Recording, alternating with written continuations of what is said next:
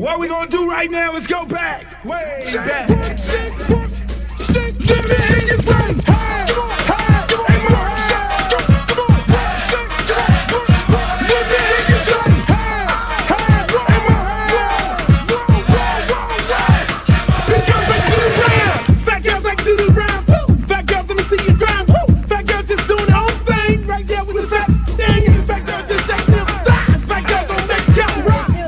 Baby. What's up? I thought you was gonna start hanging out with the big girls again. What is all this trash? Fat girl don't make it equal.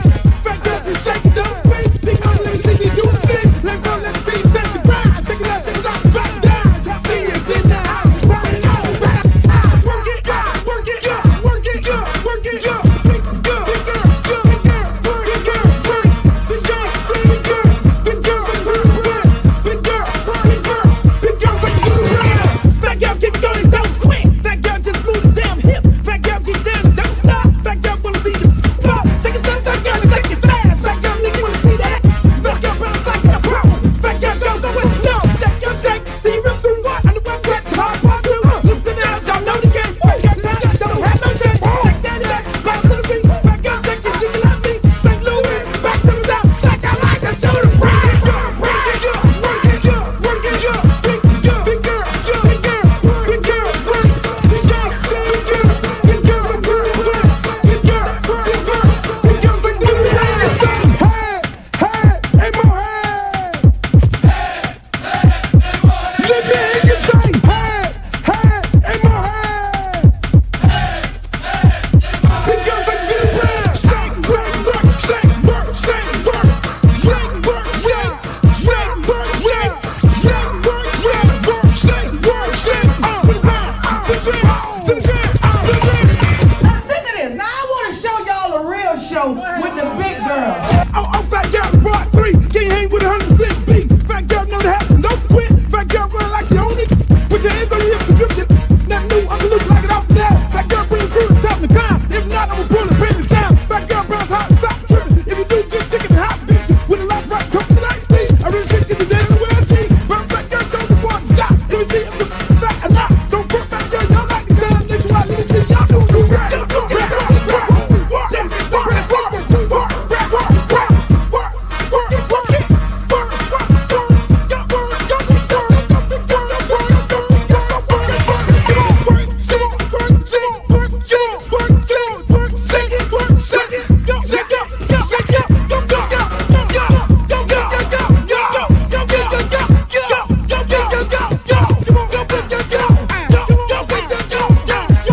I'm serious. Where you are? Not ever.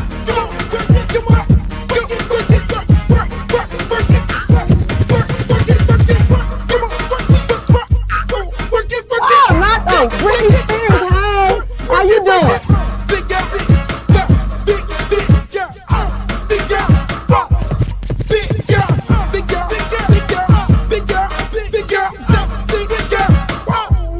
Oh, but ain't the little leprechaun. Girl, your wings can show up. You look a mess. All about the big girls. What about the big girls? Big girl, work it, work it, work. Big girl, work it, work it, work. Big girl, you done suck all the fat off your ass. Yes, sir, buddy. Y'all shooting Uncle Luke for another edition of the Uncle Luke Show podcast. Y'all see them big girls shaking their ass. Y'all see them big girls. I have to play that video every time because I want you all to know that how much I love the big girls. I love the big girls. I love the fucking honeybees. Is that what they name? The honeybees? I love the honeybees. Give me the big girls. I did that video. You would think so many people got so much love for big girls that they would be playing that video, playing that song as a national anthem for the big girls. But they don't. They don't. They don't want to have anything with the big girl video. But again, I love all the big girls. I love you fucking big girls. But at the end of the day, I've never been with a big girl because I like them girls who shaped like a Coca-Cola bottle. I like them girls who shape. Let me find something here. Let me find a bottle that I like. This is the bottle that I like. The size of the girls. That's actually Luke rum. Y'all didn't never. You guys didn't never have opportunity to get some of this Luke rum. Luke rum, passion fruit. But all my girls are shaped like this. I make songs for the big girls, but I've never. You know, I told her, it was a big girl told me one time before, she was like, I was like, sweetheart, I like skinny bitches. I don't like the big girls. Give me the skinny bitches. And, my friends, I got friends who look at the big girls like they're skinny. And that's okay. And the big girl told me this. She told me this. She said, Luke, let me just say something to you. God damn it. It all looks the same from the back. Yes, and I had to pause like that. She said it all looks the same from the back. I was like, Inquiring minds want to know, does it really all look the same from the back?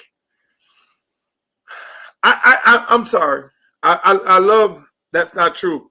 Hey, Scarlett says that's not true. Thank you.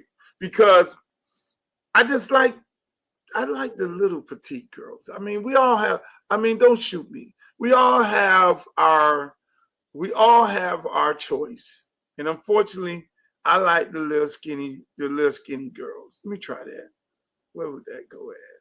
I like the skinny girls. For some reason in the world. No. What am I doing? Yeah, I don't want to do that. And I end up with skinny girls. But that's here nor there.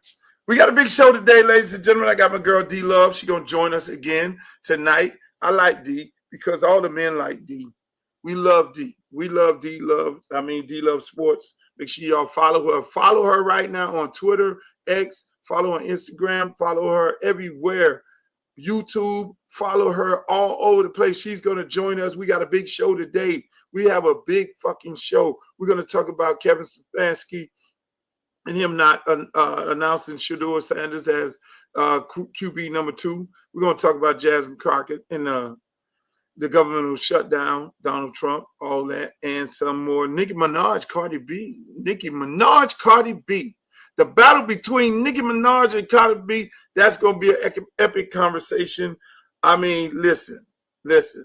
We got some great news from Colin Kaepernick, and it's going to be a great show today. It's going to be an epic show. It's going to be crazy. So I hope y'all hang in there with me. Hang in there with us because we're going to get through this motherfucker here real good because it's going to be dynamite. What I want you to do, like, share, and subscribe right now. Retweet this motherfucker if you're on Twitter. Let people know on YouTube. Share it because it's going to be good. You don't get this kind of good shit from nobody else. Because I keep it 100. Unfortunately, I don't have any sponsors that I got to be quiet about because I'm only sponsored by Luke Records. Make sure y'all go to the website and cop you some Luke gear. You got the jackets. You got the sweaters. Ladies, we got shit on there for you all. And you got the bandanas, which is something I'm going to have to address real soon because Ruben Baines and Mezzador is playing out of their fucking mind along with Malachi Tony. And I'm going to have to bring the bandana for University of Miami back out. It's been in retirement because there was nobody worthy of wearing a bandana. You see my Cowboys in the back, Dak Prescott. They're talking about him right now for MVP. I do not like Jerry Jones. Just keep it a buck. I don't fuck with Jerry Jones. But in the meantime, let's get into it, people. Let's get into it. Let me bring my homegirl, the one and only from the DMV, D Love Sports. D, how you doing? Why I can't hear you? Oh, there it is. There you go. You can hear me now. Why are you muted? My mic is very sensitive, so anytime I tap it, it mutes. It's very sensitive. Everything around, I think everything around beautiful women are sensitive. Really? Yeah, when men get around beautiful women, they get sensitive. Well, you didn't know that? You never noticed that? when men get around beautiful women, they get sensitive. They go to looking around, see if somebody looking at that beautiful girl that they're with, wherein they should have that problem because they have the girl, they have the woman right there. They get real sensitive. Everybody gets sensitive. The girls who like girls, they get sensitive too. Why are you looking at my girl like that? Oh my goodness. And that's the same thing in sports. All these men that go in your DM after the show and before the show, and they are sensitive. Okay. To the fact that I'm talking to you. I have the pleasure of talking to the beautiful D Love who knows sports. I appreciate that intro. I don't think nobody's saying nothing to me about nothing and you in the DMs about me. So I love the intro though. It feels good. That's a beautiful thing. That as long as you feel good, that's all that matters. Well, it's a lot going on today. Yes, it is. It's a lot going on. Since the last time we talked, it seems like yesterday, but a lot has gone on since. Do you find that every day it's just shit just goes on and on and on? Things that, I mean, you've been covering sports for many, many years. Yeah. Things that go on today, do you consider it as clickbait or self-manufactured, or I mean, just keeping the shit going on? I mean, speaking of keeping the shit going on, like Cleveland Browns. I mean, we look at that. Speaking of ish, that is definitely some ish that keeps going on. Organization. Do they? I mean, it's like, it's like shit after shit every day. It's something new from that organization. Absolutely. Yep, it is. And this week, actually, the funny thing is, the Sports of Coffee, I alluded to something happening because the Cincinnati Bengals had removed their practice squad quarterback that morning. I was like, all right, y'all, the quarterback got cut. Something's happening. The Bengals are going to make a move. What's going to happen? And there was a Browns fan that said like Flacco can go. And, here we are. He spoke it into existence. But here's the head coach not announcing Deion Sanders as the starter. Coming, they called us, and it happened very fast and happened not too long ago. So still working through all roster type of things. I always have to be mindful of our players and our players' development, and I want to make sure that I'm always doing what's best for our players and, of course, our team. But with young players, I'm always thinking about last week making the change to Dylan. You have to think long and hard about that because these are young players that you're so invested in their development. So I'll let the week play out, make a decision later on that. I mean, make that make sense, D.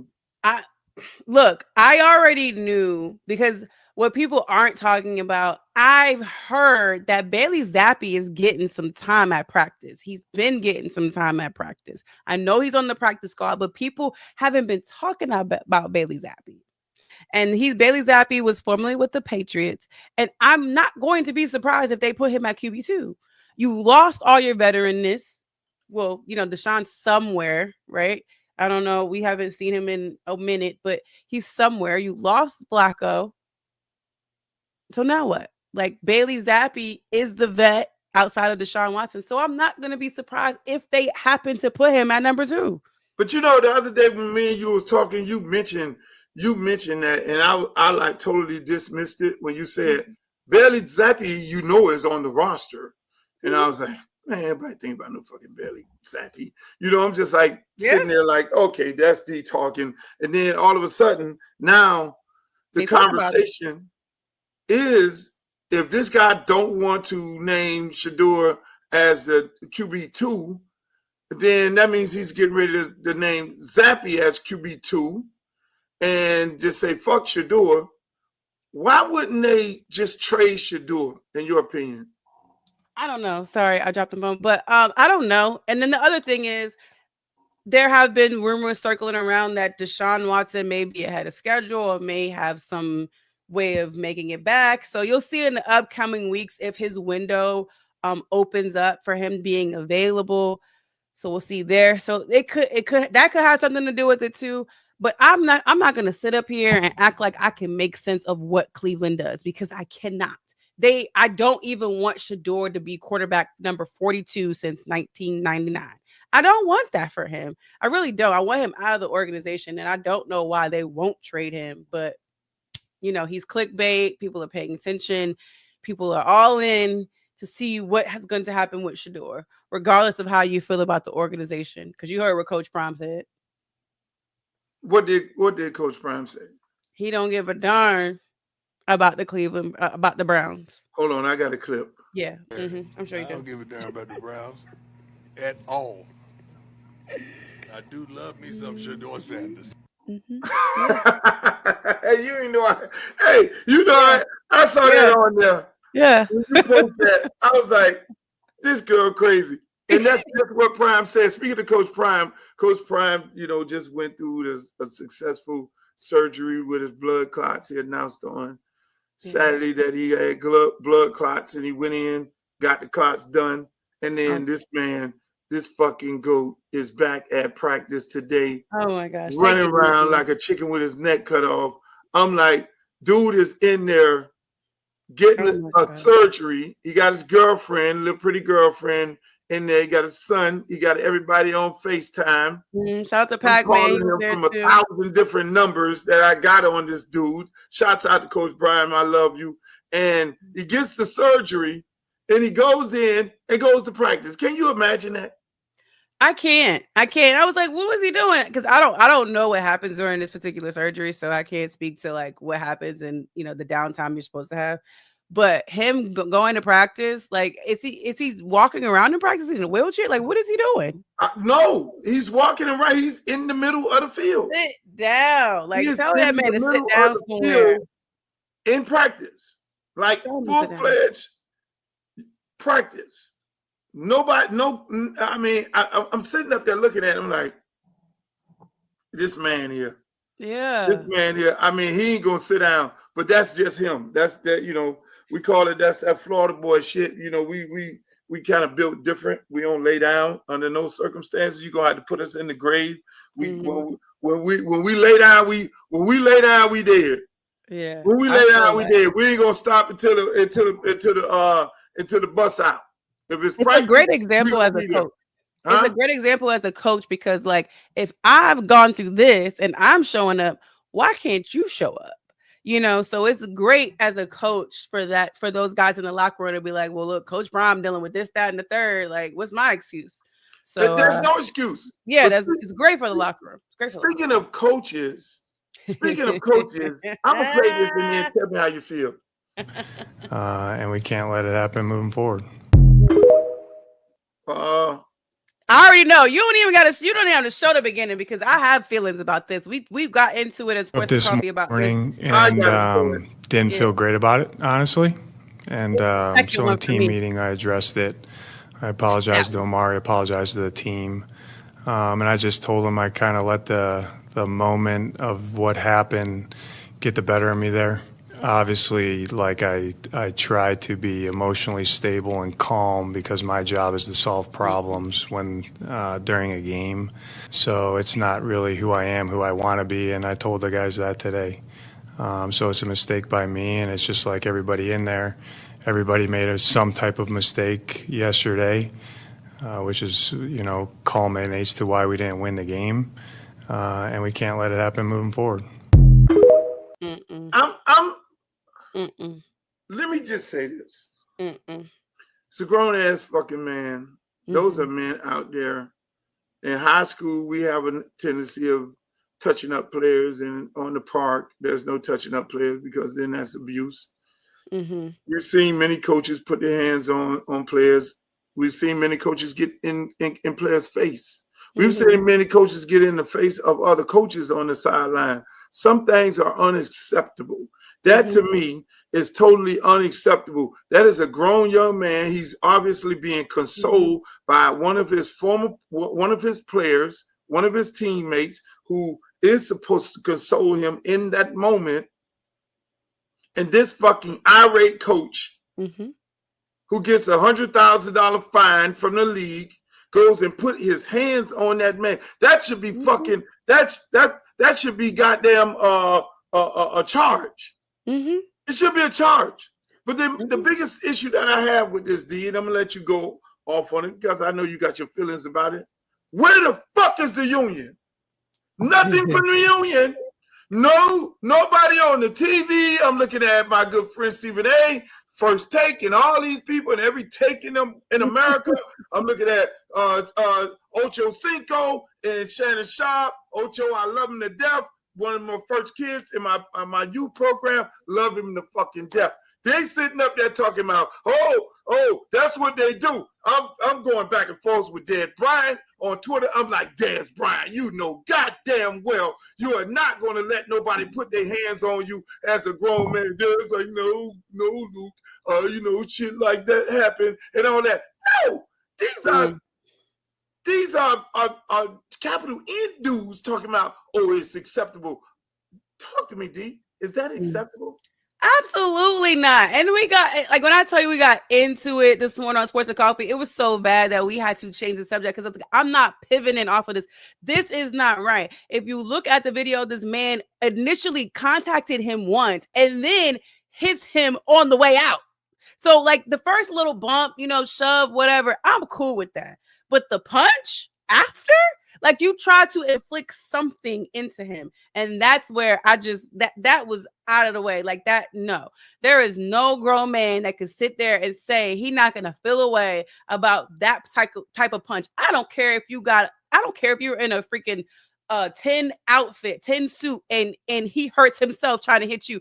No, your coach should not be doing that on the sidelines on national television. Like that is ridiculous. And if you condone it, like like you can yell, you can scream, you could call him out his name, but actually to physically punch him, no, absolutely not. That's unacceptable. Totally unacceptable. I'm sitting up here like saying to myself, okay, who does this shit?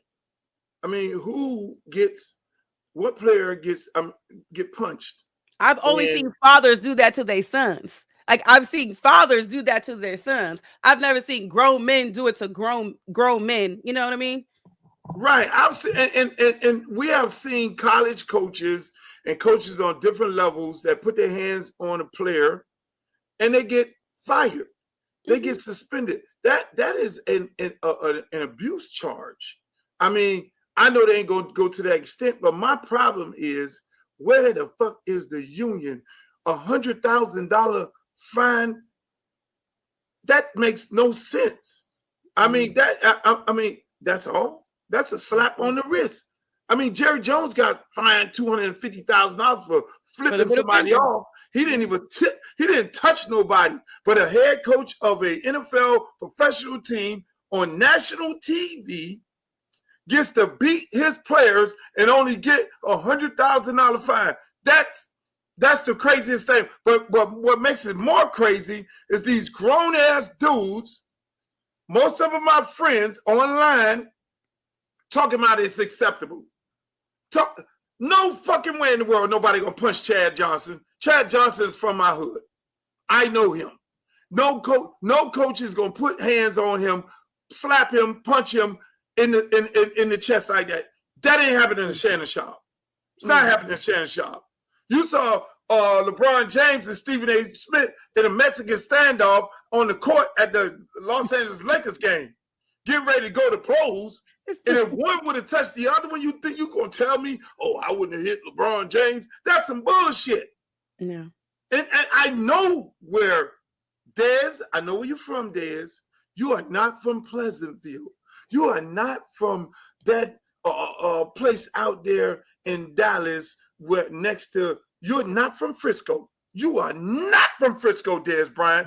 Under no circumstance. You are from the motherfucking hood of goddamn motherfucking Dallas. And we know you put hands on me, I'm going to put hands back on you. It's just as simple as that. And then we can call it, well, it was initial reaction. It's what it was. So nobody going to put hands on D-Love. If somebody, it's going to be an automatic reaction of retaliation, right or wrong, D? Yeah, like I just could see my reflexes, like unknowingly, like, you punching me? Like the man, I mean, he might have been in shock. Like, yo, did he really just punch me? Because like he probably just, I know emotions were high in that moment because he already feels bad. He's being consoled by his teammates, so he probably was just shocked that it happened to begin with. But man, even James Harrison and was Joe Hayden, they have a show. I love them, by the way. They reacted. James Harrison was like, "No, you're gonna have to like pull me up off of him because you gotta go home to your kids and your wife and your family, knowing that this man punched you, and you want me to wash the dishes? That man just punched you. That man just punched. Oh, we go to school. Hey, drop your kids off to school. Yeah, man, go punch your daddy in the mouth. My daddy got punched in the mouth. Your daddy's a bitch ass nigga. He got punched in the mouth on national TV. He ain't no real football. Oh my God. Hey, they're in the girls in the beauty salon getting their nails done and hair done and shit. Yeah, honey. So how you feel about your man getting punched on TV? What? No. My problem right now is the union. I gotta punch you back. I gotta hit you back. Me and you gonna have to go run one. Hey, coach. Let's go in the back. We go in the equipment room. We're gonna have to run one. And you know how Bush and all them presidents and shit come back with a black eye and they say, "Oh, I fell down. I hit myself. I fell down the stairs." He need to come back with a black fucking eye. Other than that, the union need to step their ass in. The union, how would y'all just sit there and allow your players, the NFL players union I'm speaking about, get physically abused by the coach, by an administrator on the football field? That tells you right there, D. That tells you right there, Roger Goodell runs the union too. We always said it. Now this I'm going a little deep. We always said it. Roger Goodell runs the union. The union they just take them guys' money, act like they got a union, but they really don't. So what did you want, or what would you like the union to do? What should they say? Should they put out a statement? What should be the union's response to make people happy? The union should go hard on the league. They should go hard on the team. They should go hard. They should demand that coach gets suspended for at least 2 games. The union should be telling Roger Goodell, you need to find the team. You need to that official apology ain't shit. How do you know the union hasn't done any of this? They need to be out on record. They need to be out on every news outlet saying this is unacceptable. $100,000 is like they throw up $100,000 in the club. They go to Tootsie's and throw up a fucking $100,000. The interim, the president of the union was in fucking Tootsie's, throwing up $100,000, and he got fucking fired. So they know $100,000, D, is nothing. It's like, didn't he get fired? Then he went to Tootsie's, took the whole card, went to Tootsie's with the card and everything. They throw up $100,000 in Tootsie's. Strip clubs and lamb chops or something was involved. That's all I know. Thank you. You go in the back room in Tootsie's, you throw up $100,000 easy all day with all the girls. So that's like nothing. This man needs to get suspension with no pay. This little bullshit apology. He needs to be doing some community service. He needs to be doing some anger management. I'll put his ass in anger management class because that was classic anger management shit. Now this same guy go home and beat the shit out of his fucking wife. Then we saw signs of it on TV when he beat the player. See all that amplified because all the signs, we always dismiss the signs. So you want I just want people to like, so if the PA sees this, so you want them just to be more vocal on the outside, letting people know what they're doing, what their plans are. We've talked to Roger, we've addressed this. You want them to put out statements, letting you know what their courses of action are. Because if they're doing any of these things behind the scenes and not telling you, it's not feeding the appetite of everyone that's saying the PA needs to be doing something. The PA needs to be doing something. So you want them to put out statements of what their courses of action are for something like that. That's what I need them to do. I need them to be the union that they're supposed to be. I need them to be representing the players like they're supposed to be. I mean, look at the WNBA union, the girls who represent the union. They ain't fucking around with that president. They are all in her shit and some more. They're letting her know everything she's talking about as far as this deal going forward is all bullshit. Well, they had to get to that point, right? Nobody was saying nothing until now. Like they had to get there. So it was a bunch of stuff going on, and maybe they got to get to the players got to get to a point in the PA. James Harrison is always saying something about it, like why y'all not finding what's his name, the owner you don't like, Jerry. Why y'all not finding Jerry? Because if I stuck my middle finger up, it's a fine for me, and then a fine followed. But so. Exactly, but you all know. But the thing is, let me just say that people you need to understand. The NFL players is the PA. They have a union. All the players have a union. The players are in a union. Plus, each player on each team has a union representative, and there's a player representative for all the players who got voted in by the players, and then there's the head of the union. So none of these motherfuckers ain't had nothing to say. None of them. And that's for the protection of the players. Now, the union will come in if they're practicing too many hours and shit like that, or that is their job to protect the players from management. And when they're not doing nothing, in this case, there's a statement from the team. Yeah, okay. I'm like, fine, that's cool. But that ain't enough. The union's supposed to come in and say, that's not enough. You're not going to put your hands on my players. It's just that fucking simple. And so, and that bullshit apology, no. Everybody talking about, I'm sorry. That motherfucking coach need to go to anger management. That motherfucking coach need to be fined triple the amount of money. That goddamn coach need to be suspended 2 games. The team they need to be paying this boy money to not sue their ass. I mean, this shit is bananas. I can't make this up. I don't necessarily disagree, but I feel like now that they've already fined them $100K, what else? What else is going to happen? Hopefully the PA comes out and says we've taken these courses of action, or give you something that feeds the appetite of people that want more from the PA. I just hope the PA can start having a track record of letting people know what they're doing and how they're standing up for the guys behind the scenes. Speaking of beatdown, who you got, Nicki or Cardi? As far as if there was a fight. I'm going Cardi. I'm going Cardi B. They are going at it like a motherfucker online. If there was a fight, I'm going Cardi. You team Cardi? Yes, and I feel like Hennessy, her sister, would jump in it too. So yeah, I'm going Cardi. Everybody in the chat. If we're talking physical altercation, I don't necessarily promote violence, but if it was a physical, I'm going Cardi. Everybody in the chat, who you got? Who you got, Nicki or Cardi? Now, if we're talking something else. Got, Nicki or Cardi? You team. Now listen. I'm team Cardi if you talk about physical, but if you talk like you got to give me categories. Other things, I will be on Nicki's side. If we talk about lyrically, skills and stuff like that, I'm gonna go on Nicki. But we talking about actual physically putting hands on one another, I'm going Cardi. The situation is right now. I mean, you got Cardi, you got Nicki disrespecting Cardi's kids, Cardi disrespecting Nicki's kids, going back. And then you have each other talking about each other's man. You got, this shit is crazy. It's all over the place. It's sad. I'm just saying, Cardi is my girl.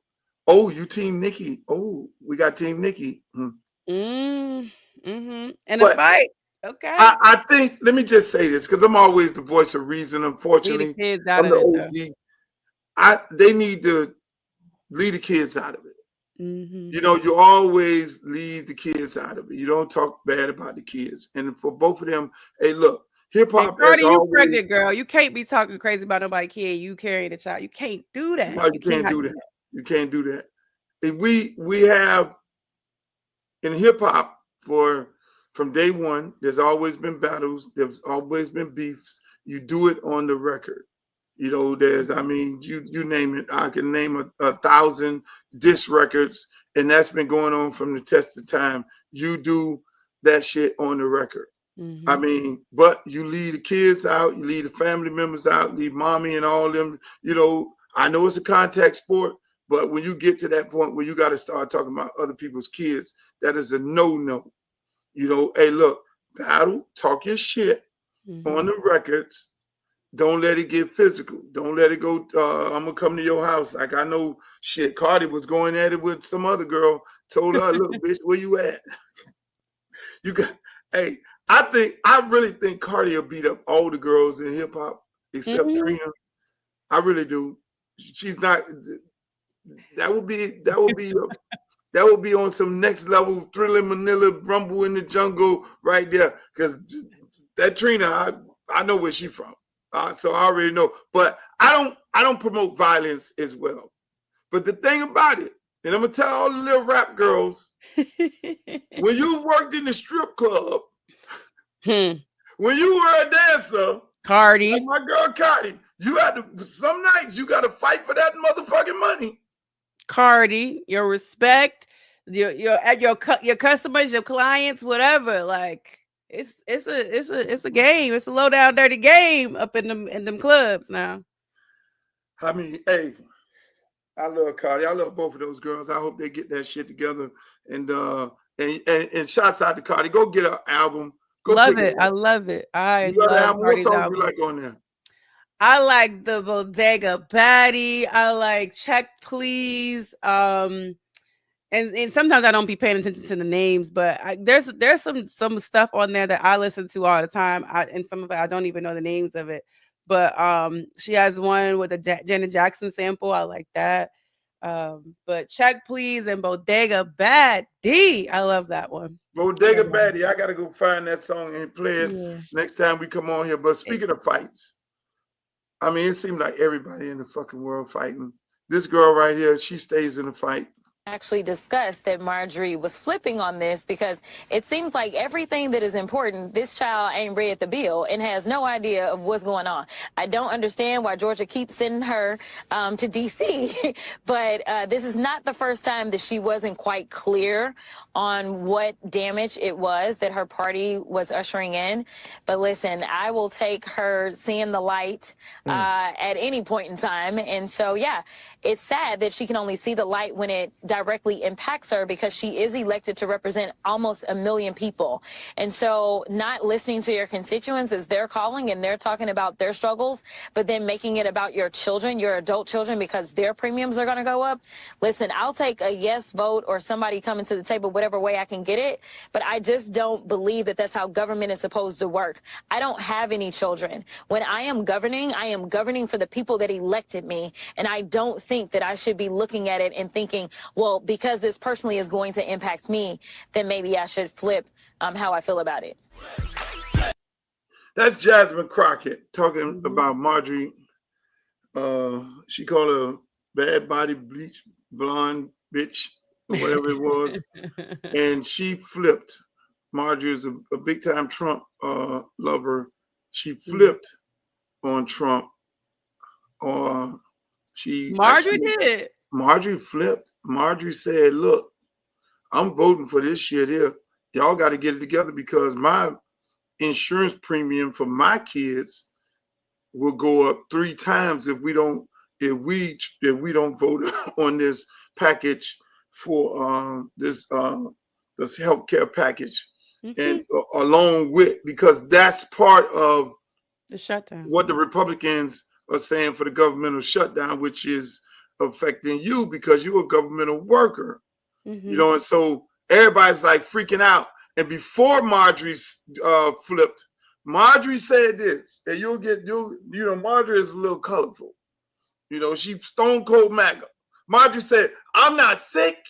I'm not ill. I don't have any issues. I don't have no problems. I'm healthy.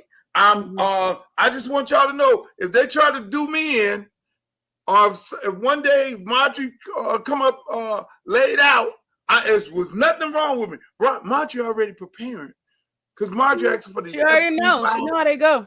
She knows that. Look, you flipping on Orange Man, your ass get found missing.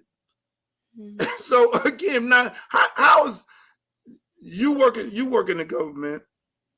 Mm-hmm. I don't know if you could speak on this being a governmental worker. How is this shutdown affecting you and some of your other friends? Well, the shutdown, I'll just explain it like this. There are people that are essential employees and they're still going to work. And when I say they're going to work, but there's still no idea of when they're actually going to get paid for the work that they're doing. So once that September 30th deadline hit, or, October 1st hit, you'll get paid for everything, that pay period prior to that, the 1st. But after the 1st, so we're on the 8th, right? So everyone working from the 1st to the 8th and beyond until the government opens back up. If you're going to work every single day, you don't know when you're getting paid until they open back up. And now there are things out there saying that people may not get back pay. I don't know. But there are people that are completely out of work, and there are people that are still commuting. Like when I'm talking commuting, gas, transit, food, clothing, daycare, dropping their kids off or having people watch their kids while they're still commuting back and forth to work, even though the government is shut down. So that's crazy. That's crazy, because I heard a report that some of the people, they had this big argument about whether or not the people were going to get paid back pay, mm-hmm. and whether it was some new legislation put in of these folks not getting back pay, which is crazy. I mean, right now, half of the airports are working with half staff in the air traffic controllers in some of these airports are shutting down. So, I mean, it is bad for business. I hope that these Democrats and these Republicans get their shit together and, start paying these people. I feel sorry. I mean, for people like yourself who work for the government, when you work for the government, it's supposed to be a great paying job. It's supposed to be a great opportunity, great benefits, great 401k and the whole 9 yards. And then as soon as this president gets in, the first thing he does, him and Elon Musk start firing governmental employees. So, I mean, governmental employees in the last year, all y'all probably need shrinks. All y'all probably need some goddamn shrink, because y'all started off the year in this presidency not knowing whether you was gonna have a job. They fired everybody. First of all, they told you to come back to work. Then when you came back to work, then they gave you a letter saying your ass was fired. So you had to go through that. And some people survived that, and some people didn't survive it. Then they then start calling people back and say, oh, by the way, we fucked up. We shouldn't have fired you. You need to come on back and work, because you out there looking to try to find how you're going to make ends meet. And then now, fast forward to now, you got a governmental shutdown. They just, excuse my French, they just fucking the governmental workers. It's a shame. And if all these politicians and these people who work at the White House wouldn't get their pay, I think they would be getting this shit done real fast. If Congress and the Senate wasn't getting no money, their ass will be getting this shit done real fast. It'll be at the top of the food chain, be at the top of the list, because some of them folks out there who paying for their little hanky-panky deals and all that, at the end of the day, they will know that they don't have that extra money to be paying for all these other things. And wifey at home will be saying, where the fucking check? Y'all better get this shit done. Stay in there all night if you have to. But, I mean, it's amazing. Speaking of politics, on this show, we try to do sports, entertainment, and politics. There was a story that came out that Colin Kaepernick funded an independent autopsy on the young man who was hung. Yeah, I heard about that, and I'm so glad that he did that, because I feel like that family wasn't getting the answers that they deserved. No, and here's some of the things that the autopsy found, because they said the young man hung himself, and we don't do that. And we don't do that. And if you look at the tree, so they said the young man hung himself.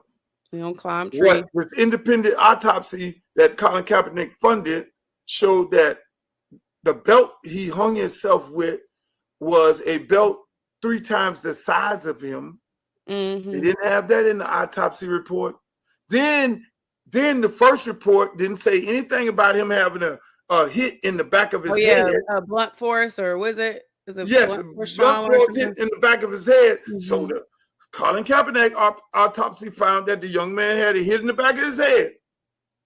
Then it was found that he had a heated discussion with some white students, some white people, about the Kirk shooting a couple days before. Mm. So they had a big dispute, big argument. Isn't that all motives? Ain't that what they call motives? I mean, they want to shove that up under. Thank God for Colin Kaepernick. You see things like this, and guys like this, they see things like this and they put it out there and they go after these people and they help these families find out the truth about the situation that they have going on with their kids. I mean, I can't say enough about Cap for doing that, for being a part of trying to make that, make that wrong right. And I mean, look, it's much appreciated. Yeah, that's so honorable, and I'm so thankful that his family has more answers, because settling for what they were giving them, you can't. I don't even know how they slept that night. It's crazy. I mean, we got so much going on in this world, from governmental shutdowns to military occupying cities and things like that. Thank God for football. Thank God for football. Sports is keeping me sane, y'all. It is keeping me sane. People thinking I'm living the dream out here. You are living the dream, D. You're at every football stadium. You're at the Cleveland Browns. Oh, you had the Pittsburgh Steelers game. Your beloved Steelers. You had the Maryland Terps. You all over the place. People just know. Are you a trust baby? Or do you have like a rich husband, rich boyfriend? Or you just got a bunch of money stacked up like dirty clothes? But speaking of sports, I have good friends. Did you see the intro of game day at the University of Miami? Check this out. The Ibis is the last to seek shelter. And Sebastian may be riding in on a Category 5 storm because Miami is gaining strength.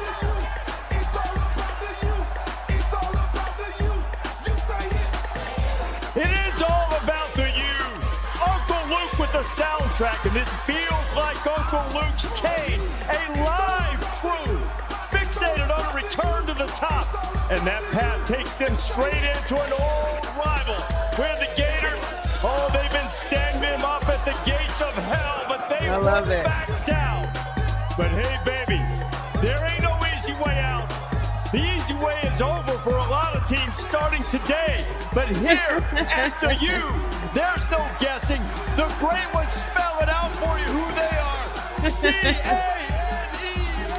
I say Miami, you say you. I love that they shouted you out. That's so dope. They should have had you out there performing. They played my song. That's dope. It's all about you. Everybody is using it. Hey, y'all can go find it anywhere, iTunes or whatever it is. They playing the song. I want my Maryland people to get mad at me. When Carson Beck came in, that's when he had the little girlfriend, the basketball player girlfriend. They were singing the song. It's all about the you. Everybody took the song. The song took a life of its own right now. So is the you like this, or like is this? No. Like this. Don't do that. Don't know. Okay, it's this. Okay. And all the haters try to do this and all that. Down with that note. We right all here. Right. You got when you come back down here for a game, we got to get you up in the building, throwing up the U like that. All right, I still love my Terps, but Terps. What's the Terps sign? The Terps got a sign? I don't even know. I literally just do the little M and then the W when they win. That's all I do. See, that's I don't know if they have a sign. Swag. Y'all got to get some swag. I got them. I'm gonna take care of that. Locke's got a lot of swag though. It's Terpsville, So let me ask you, the speaking of the University of Miami, the rankings came out. Ohio State #1, University of Miami 2. I mean, after all, University of Miami, we won. We beat 3 ranked teams this year. I don't think Ohio State only probably played 1 and beat 1. Why we're not #1? Why we're not ranked #1? Because they're the champs. That's why. Because they're the champs. Because they're the champs. They're the reigning champs. That's it. That's why. Kansas City, the reigning champs. They're not good. And even though they're not playing good, they're still favored to win every game they play for the most part. Let me say this. This team that Mario Cristobal has assembled, I mean, I remember when he first came in, he was like, Luke, this is not what we're accustomed to being, because he's a Hurricane. And you know I'm a diehard Hurricane. I've been around the program since Howard Stellenberg and before Howard Stellenberg. And since he was there as a kid. He was like, this is not us. These kids eat Skittles and shit in practice, sitting on the side, sitting on their ass like they're on a South Beach vacation, you know, because when the coach comes in, the new coach comes in normally around the bowl time, and he gets to walk around and evaluate the players that's on the team. And he was like, I did not know it was this bad, Luke. He said, I took the job. And everybody else who he hired took the job, said the same thing, because when you think of the University of Miami, you think of the talent that you see on the field right now. He was like, this shit is bad. It's going to take me at least 4 or 5 years to get this shit right. You know, you can always do a quick fix. And that's what a lot of people in NCAA don't get. They want instant winning. And if you get instant winning, that means you go get a bunch of portal guys. You be like Florida State, win all the goddamn games one year and then only win 2 games the next year, and find yourself back in the same thing, in the same predicament. This guy has built this team from the trenches on out. We did not get in the playoff last year because we were focusing more on the trenches, and we did not focus on the skill guys on the defensive side of the ball, the defensive backs and all that. So we got our ass torched.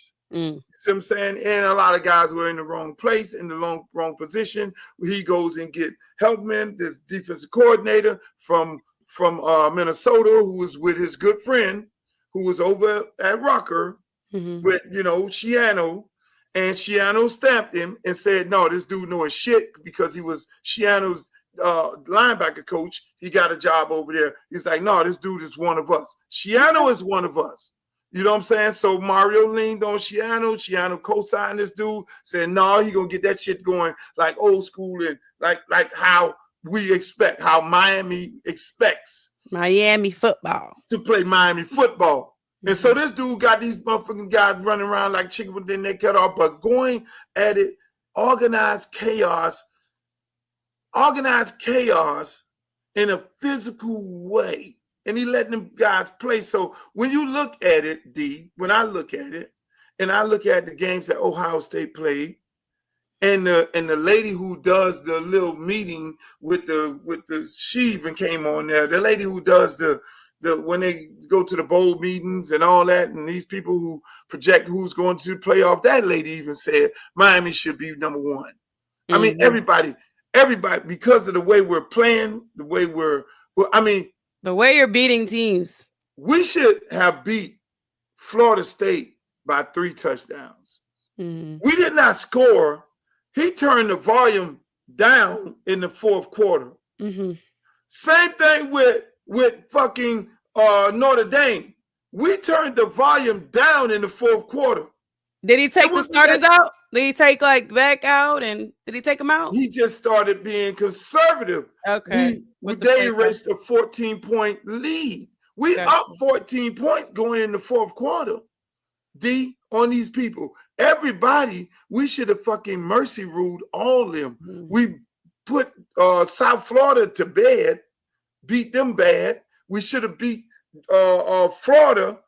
Same thing, same situation. And so if there is a flaw within our organization, and people are questioning certain, because when you're in Miami, they're gonna question some shit. It's that he's turning the volume down too quick.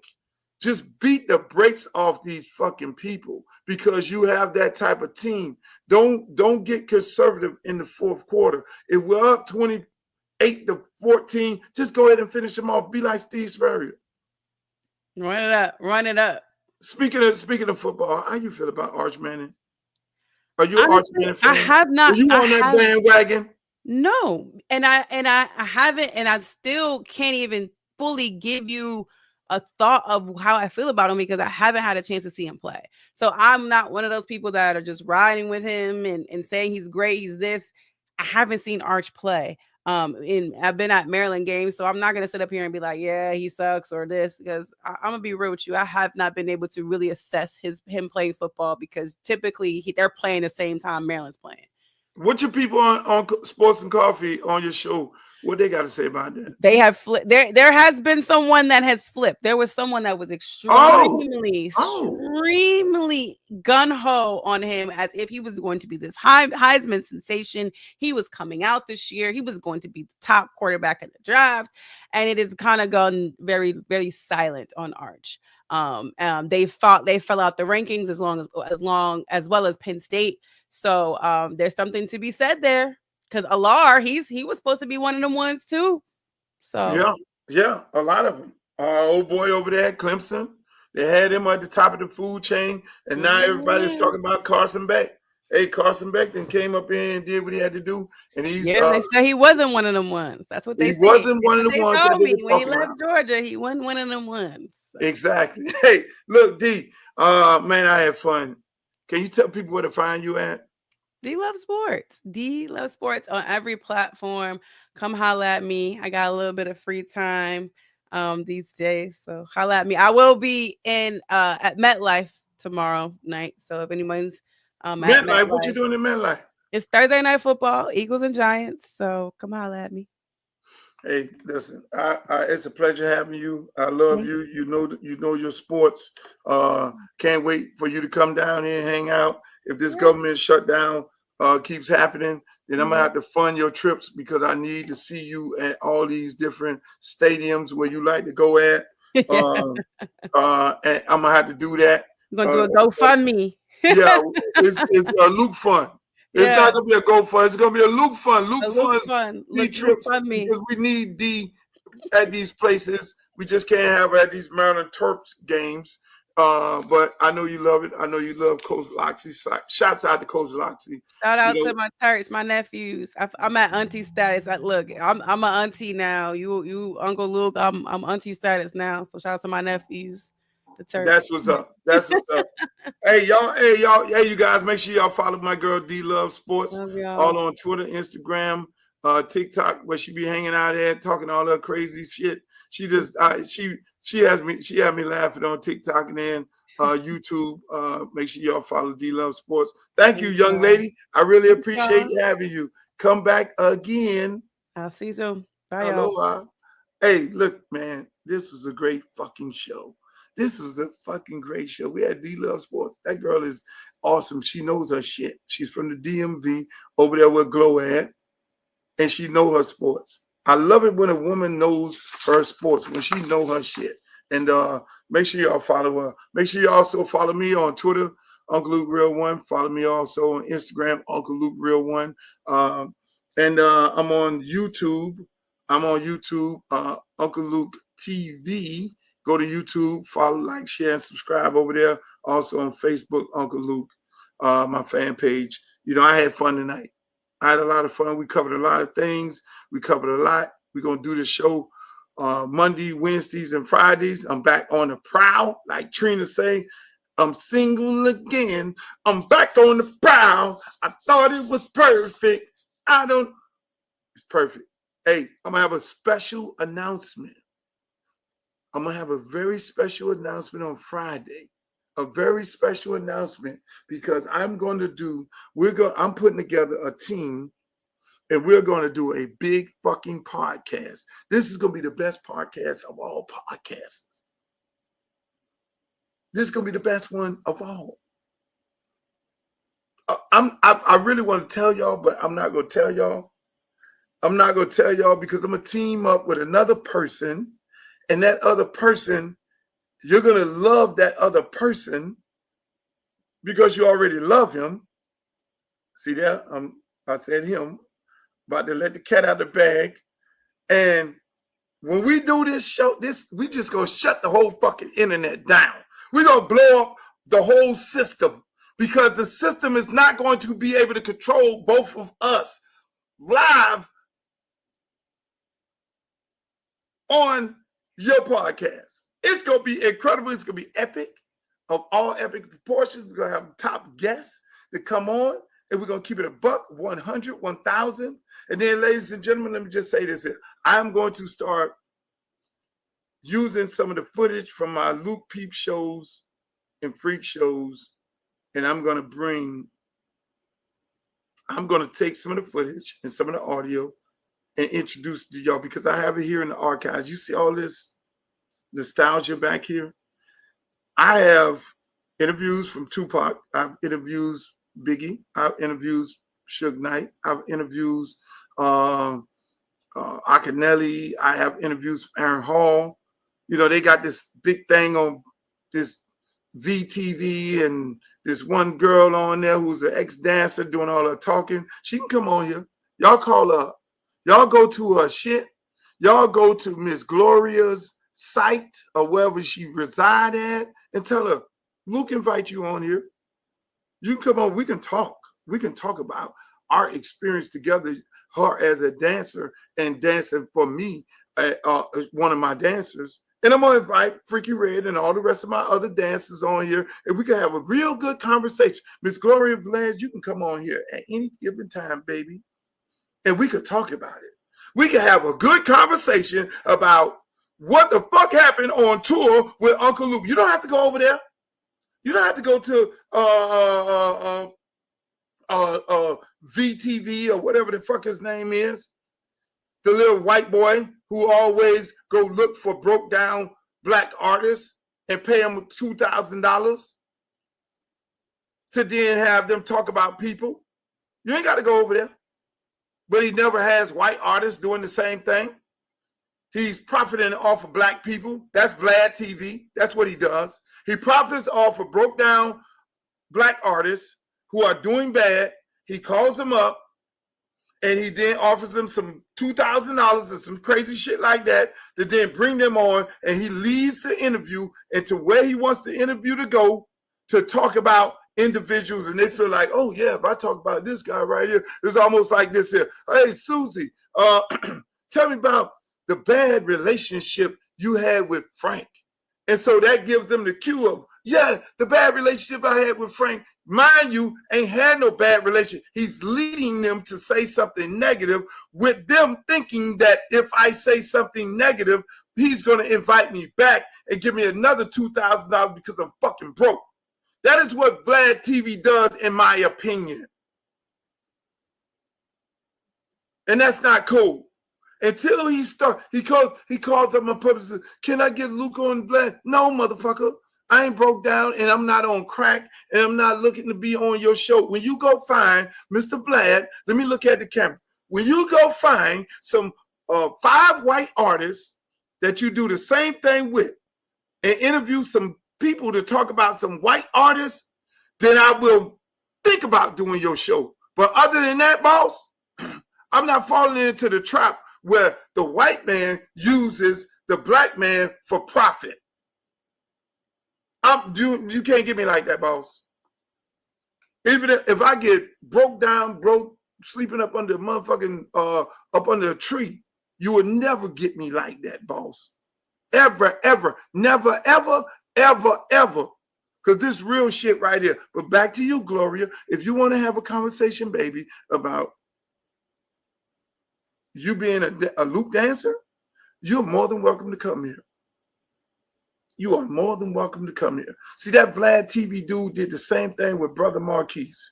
And Brother Marquise got off of there. He called me up and he said, hey, man, I'm sorry. Buddy was leading me into these questions and all that. And then you know what happened, people?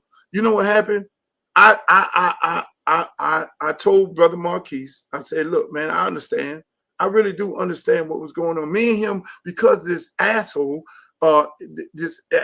dude had this man on there doing this interview. me and him then had our conversation. We talked because there was never no ill will toward us. And we talked, and at the end of the day, before, God bless his soul, before he passed, we then entered into suing to get our masters back. So he passed while we were in court.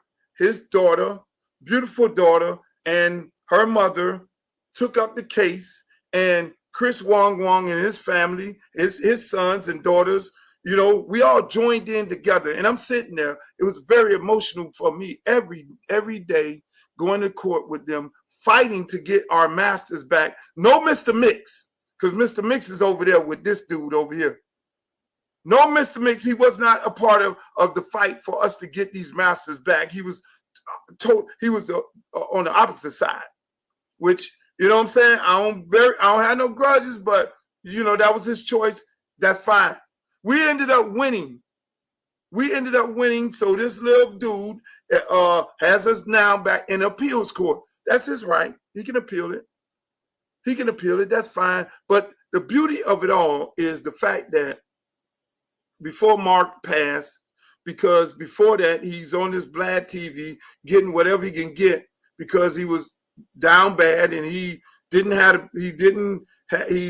would never call me up and say, "Oh man, I need something," because he know I would give it to him. So he didn't want to do that.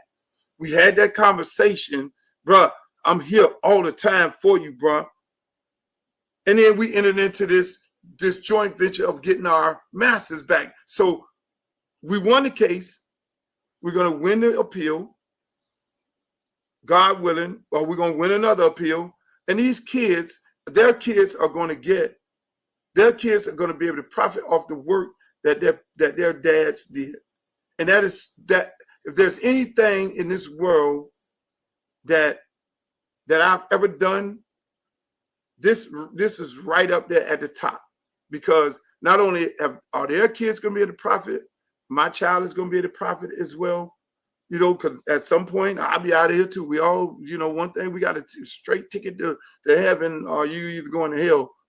And that's generational wealth passed down to our kids because of the work we've done. This man has been profiting off of our work for too many years. For too many years. You would think he would just go away because he got over. But at the end of the day, I just don't like people when they do stuff like that. So shouts out to Brother Marquise, God bless his soul, along with, you know, Fresh Kid Ice. And I love their kids, man. I got to when you go through a case, you get to meet the kids, you get to know the kids, you get to share information, you get to tell them stories about their dad, their dads.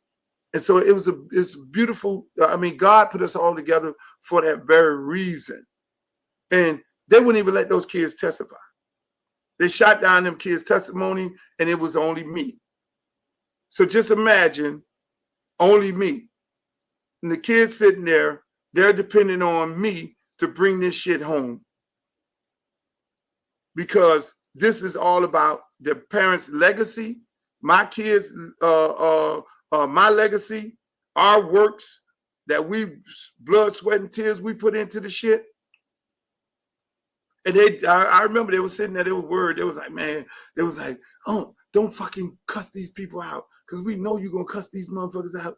Don't just keep, you know, Chris' daughter and Mark's daughter coaching me up. You see the kids, you know, they're grown-ups, but, you know, young ladies, young men, just don't, you know, just don't go off the hinges, you know, because they know if I go, the lawyer's like, don't go off the hinges, please. And I cut their ass up everywhere but loose. I took a scalpel to them fuckers. I took a scalpel to them. When they asked me questions, I was like, right on it. And I know Brother Marquise and Chris I just knew that they were sitting right there in that seat, in that witness seat with me. Like, get these motherfuckers. Because you know one thing about it, ladies and gentlemen, I'm going to let this show go. The truth hurts. You come up into a courtroom, do a whole bunch of lying and shit. The truth hurts. And I urge every artist, if you've lost your works, there's a case that you can use that case and get your works back after 35 years, use that case. Use that law. And if you need more information about how to retain your get your rights back, just hit me up. I ain't got no problem with breaking down and give you some good information, because that's what it's all about. But I love you guys. Hey man, y'all had a great rest of the week. The Uncle Luke Show. We had a good time. See you later, alligator. After a while, crack it down. Pull out the stick, come shoot that. Booty poke out like a book bag. Booty poke out like a book bag. Pull over ass too fast. Carisha gonna bring that Uncle Luke back.